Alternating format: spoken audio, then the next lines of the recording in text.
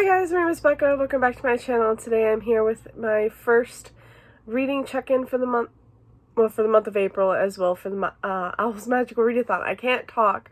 It's been a while since I've filmed. I guess it's been a couple of weeks. I haven't really been in the mood to film, and then finally I got the energy to do it, and I was just like, let's do it. But of course I forgot how to speak. But what else is new? So, the last couple weeks have been alright for reading. This week, though, or last week, sorry, started the OWLS Magical Readathon. It started April 1st, and it's going through the entire month of April. And my career is match zoologist, and I've got a ton of different, seminar training courses as well. But last night, I was watching a few TBRs, and I was like, I could technically read something for each prompt and challenge.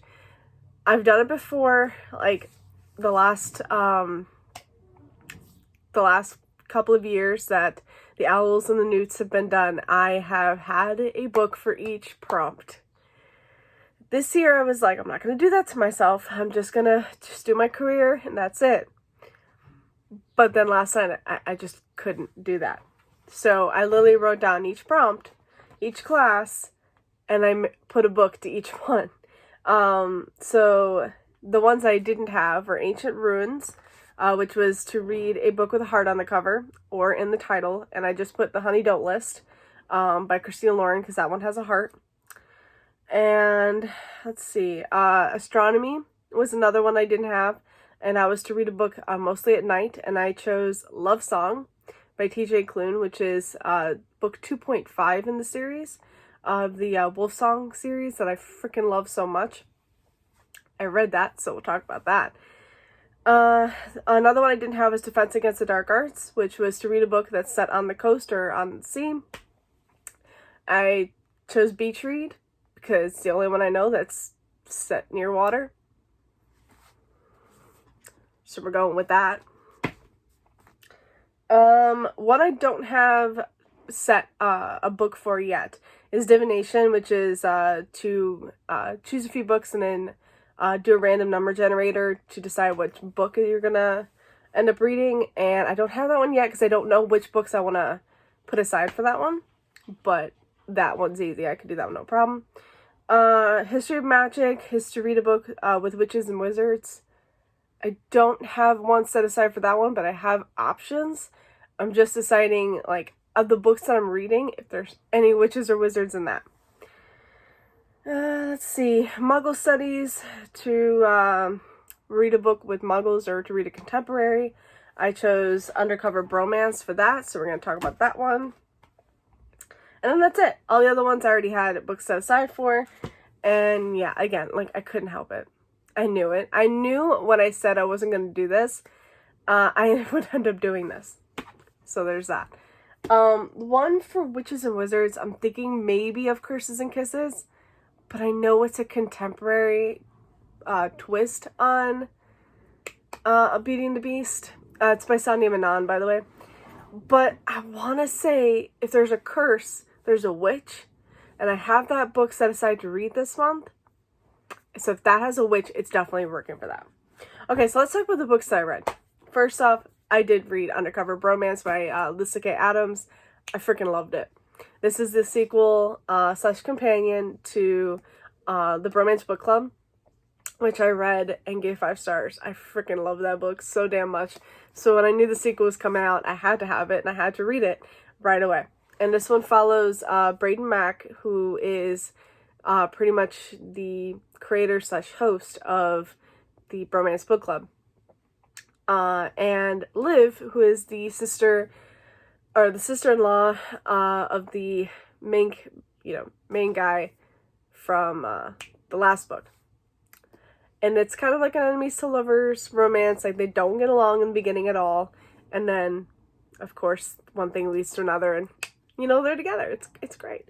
It's freaking great. So this one starts off with Liv. She works for this celebrity asshole like celebrity chef asshole or whatever.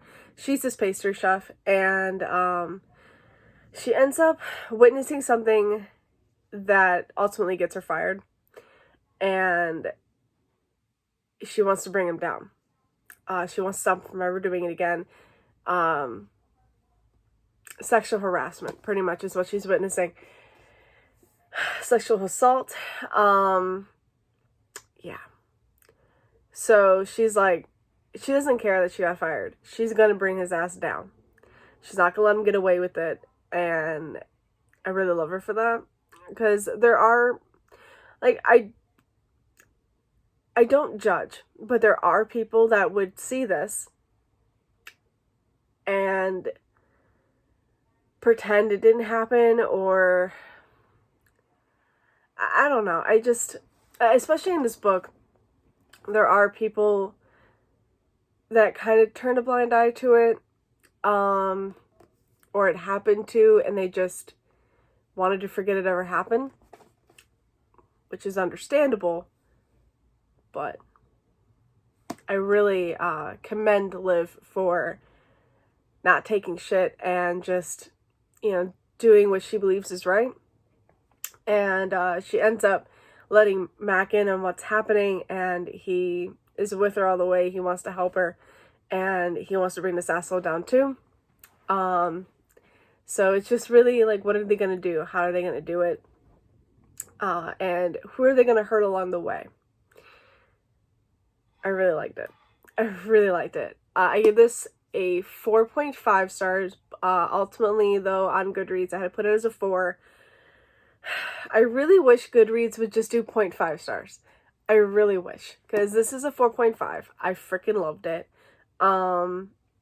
I did give the Bromance Book Club 5 stars. Because I did love that ultimately more. But I really love the characters. I really love the story. It was so good. Yeah, it did take a little bit for me to warm up to Liv and Mac together, but it didn't take long, just a little bit. And once it was pretty much going on, I was like, yes, give me more. I need more. So good. All right. And, okay, so now iPad time, because I did read quite a bit on my iPad. Well, I say quite a bit. I only read a couple of things. I read Raven Song by T.J. Klune, which is book 2 to Wolf Song. This one follows Gordo and Mark. I was waiting for those two. Like, this is only the second book. I've only been waiting since book 1. But I needed those two together so bad. I needed their story.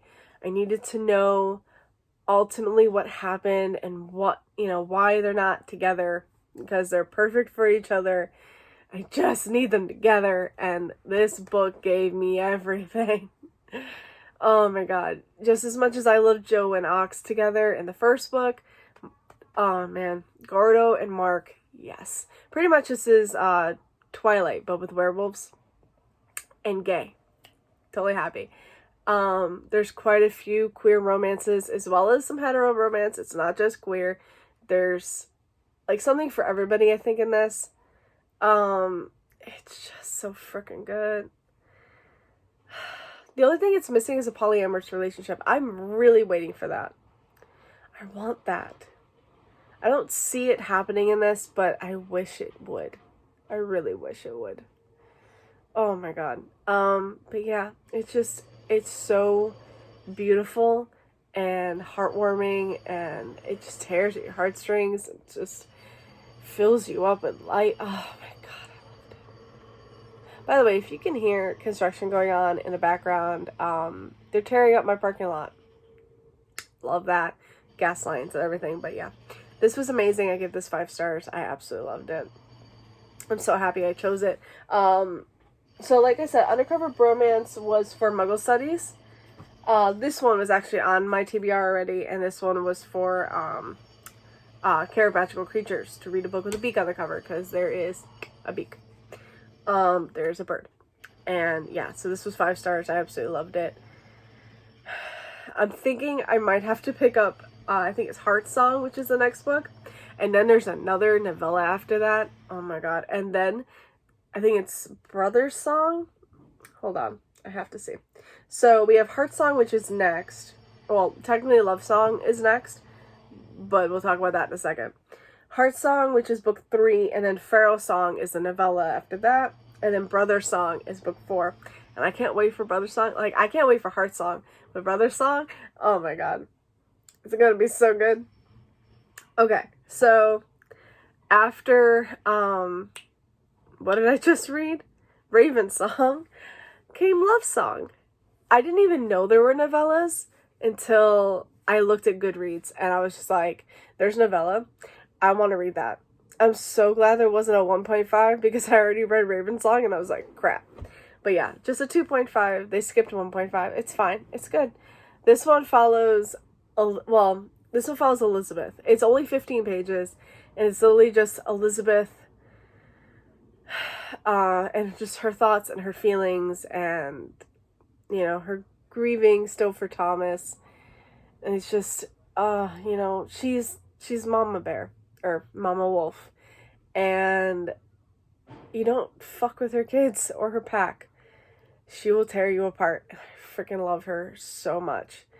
She's already been through a lot, and she's still going strong, and I freaking loved her. I just love her. I really do. It's so good. Again, it's only 15 pages, and it's literally just Elizabeth, thinking about what's going on, what's been going on, and how she's still grieving for her late husband. And it's so good. In the beginning, I was like, okay, this is good. This is going to be like a 3.5, maybe 4 star. And then you get like the last few pages, and oh my god, I was sobbing. I'm giving it 5 stars, I don't care. Maybe a 4. No, I'm still giving it 5 stars. I don't care. I absolutely loved it. It was amazing. The last few pages were just perfect. So then I have to read Heart Song. But I don't have Heart Song. I have to buy it. We'll see. Alright.